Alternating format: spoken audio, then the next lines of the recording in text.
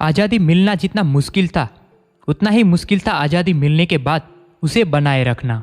1947 में भारत पाकिस्तान विभाजन के बाद हमारे नए पड़ोसी पाकिस्तान से हमें ज़्यादा कुछ उम्मीद नहीं थी। आज़ादी मिलने के बाद हमारे देश ने 5 युद्ध लड़े हैं, जिसमें से 4 युद्ध पाकिस्तान से और 1 युद्ध चीन से लड़ा है, जिसमें हमारे बहादुर सैनिकों ने आखिरी सांस तक लड़ते हुए इस देश की रक्षा की है।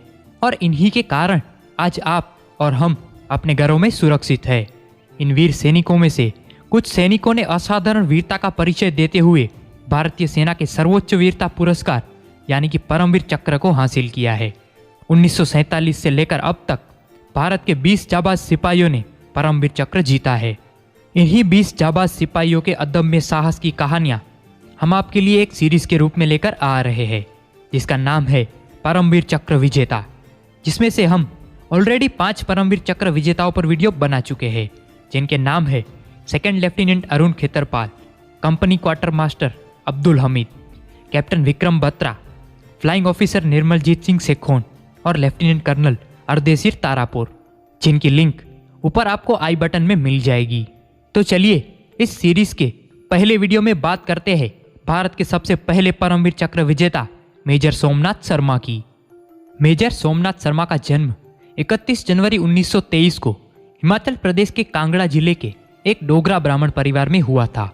मेजर सोमनाथ शर्मा एक ऐसे फैमिली बैकग्राउंड से थे जहां उनके पिता अमरनाथ शर्मा खुद मिलिट्री ऑफिसर थे और उनके कई सारे भाई बहन मिलिट्री में सर्विस दे रहे थे।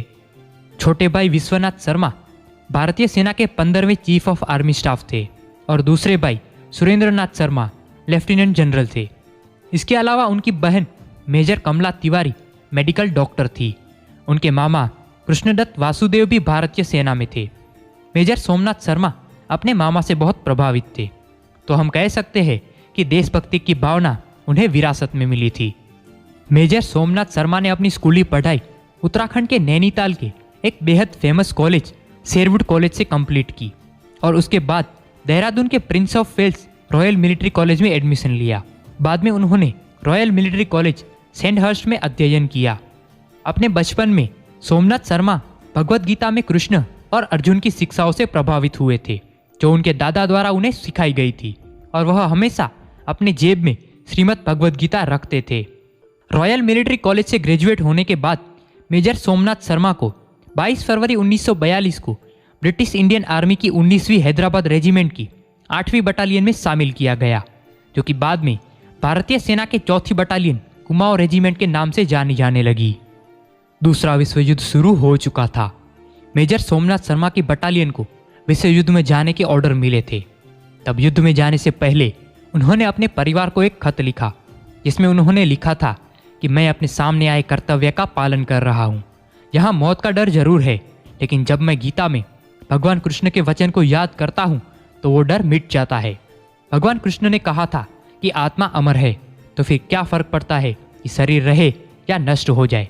मैं आपको डरा नहीं रहा हूँ, लेकिन मैं अगर मर गया तो मैं आपको यकीन दिलाता हूँ कि मैं एक बहादुर सिपाही की मौत मरूंगा, और हाँ, मरते समय मुझे प्राण देने का कोई भी दुख नहीं होगा। द्वितीय विश्व युद्ध के दौरान मेजर सोमनाथ शर्मा बर्मा में अराकन अभियान में जापानी सेनाओं के विरुद्ध लड़े थे। उस समय वो कर्नल के.एस. थिमैया की कमान के तहत लड़े थे, जो बाद में जनरल के पद तक पहुंचे और 1957 से 1961 तक सेना में रहे। अराकन अभियान में उनके योगदान के कारण मेजर सोमनाथ शर्मा को मेंशन इन डिस्पैचेस में स्थान मिला।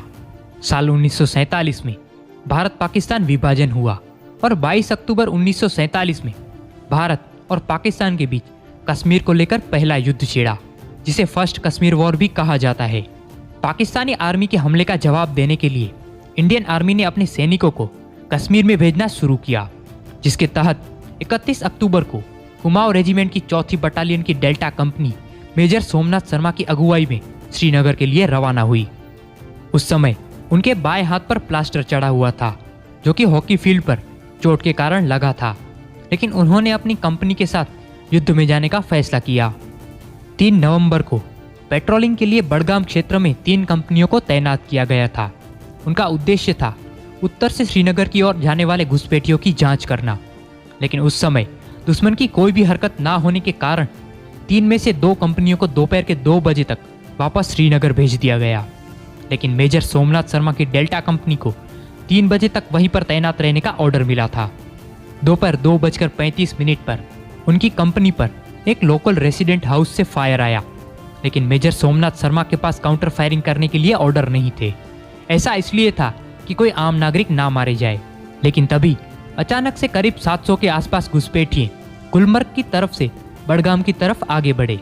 और फिर क्या था, देखते ही देखते मेजर सोमनाथ शर्मा की डेल्टा कंपनी को उन घुसपैठियों ने तीनों तरफ से घेर लिया और उन पर तेज फायरिंग करना शुरू कर दिया। और इस मुठभेड़ में डेल्टा कंपनी को काफ़ी भारी नुकसान हुआ। लेकिन मेजर सोमनाथ शर्मा को इस बात का एहसास था कि अगर उन्होंने अपनी पोजीशन को छोड़ दिया तो फिर श्रीनगर और एयरपोर्ट खतरे में पड़ सकते थे। इसीलिए मेजर सोमनाथ शर्मा ने अपनी डेल्टा कंपनी के साथ इसी पोजीशन से मुकाबला करने का फैसला किया।